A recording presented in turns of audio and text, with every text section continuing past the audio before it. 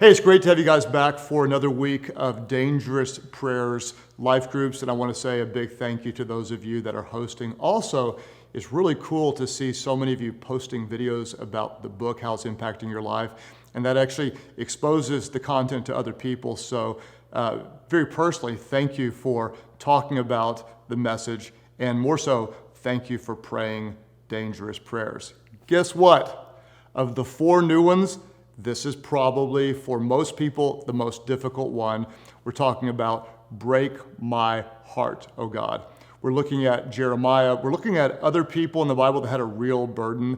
And so it may get a little bit heavy in this discussion, and that's actually a good thing. And I pray it moves people to action, which is even a better thing. So let's start it off kind of light. And what I'd love to do is have you talk about kind of your pet peeves. This isn't necessarily the big broken heart burden, but just for fun, let's talk about something that's rather small, maybe even insignificant, that bothers you, gets on your nerves. Now, if it's a person sitting next to you, let's be really polite. This is life group. We're going to show love. But let's just talk about what gets on your nerves, what's annoying to you. For me, there's lots of different things. If anyone ever tells me to chill out, that's a really big mistake. Don't do that as a joke. Don't test me. The middle finger, evidently, maybe when I was a child, I was abused with middle fingers and it's just blocked in my mind.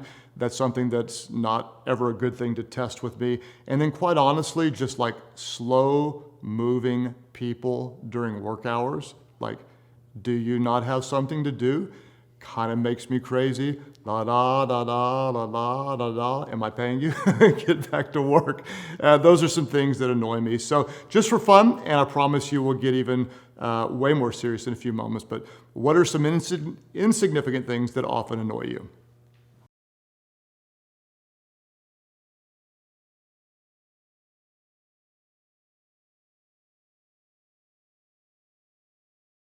We are talking about dangerous prayers, and there would be few prayers more dangerous than actually asking God to break your heart.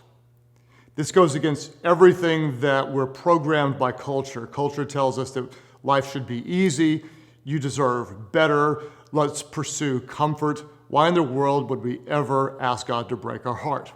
Well, I want to read to you a bit from my notes. We covered this partially in the weekend message, and then I'm going to ask you your second question. What if God breaks your heart for what breaks his? What if God blesses you with what some have called a holy hurt, or you're blessed with a burden? In my notes, I said this: comfort never once moved me to action. More luxury in life never shook me to care more about those who are suffering.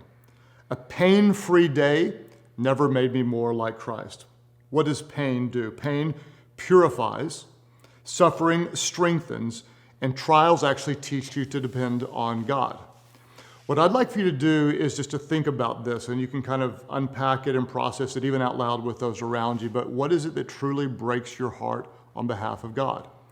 You may look at this from one of 2 different sides. One might be like, what do you like righteously love? What is it that ignites you with passion and excitement when you see it happen?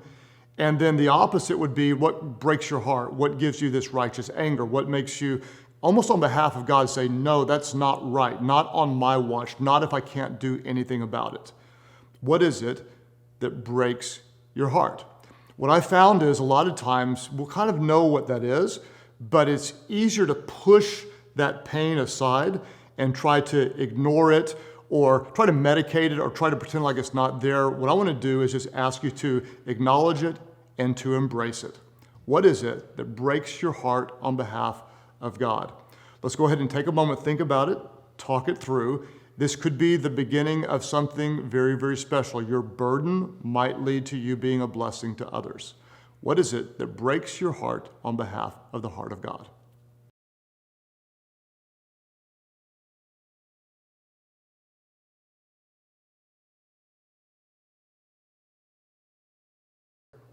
All right, well, question 3 is always where the rubber meets the road. This is where we try to bring application.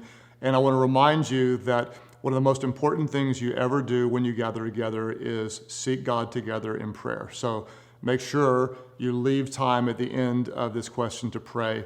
I know sometimes at our life group, we'll talk and talk and talk and talk and talk all the way up to the end, and then the prayer is like almost an afterthought. Don't do that. We're praying dangerous prayers.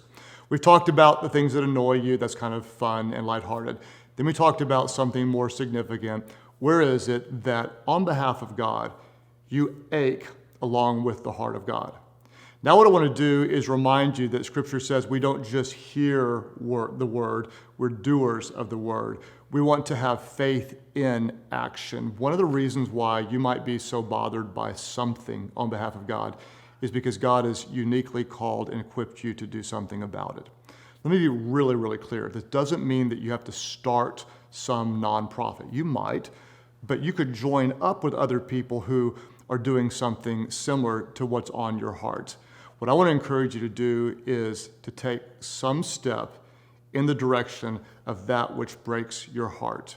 We've identified, very likely on question number 2, what it is that breaks your heart. Question number 3 is very, very, very, very simple. What are you going to do about it? What are you going to do about it? Don't step away from the pain. Step into it. Let it wreck you in the best sort of way so that you cannot do nothing. You have to do something. And again, you don't have to quit your job and go all in. You might. Some of you, God might lead you to do that. But I would encourage you to at least take one step in that direction. You know what it is now that breaks your heart on behalf of God. Question number 3, as you discussed before you pray, what are you going to do about it? I thank God in advance that through your hurt, God's going to use you to bring healing. Question number 3, what are you going to do about your hurt?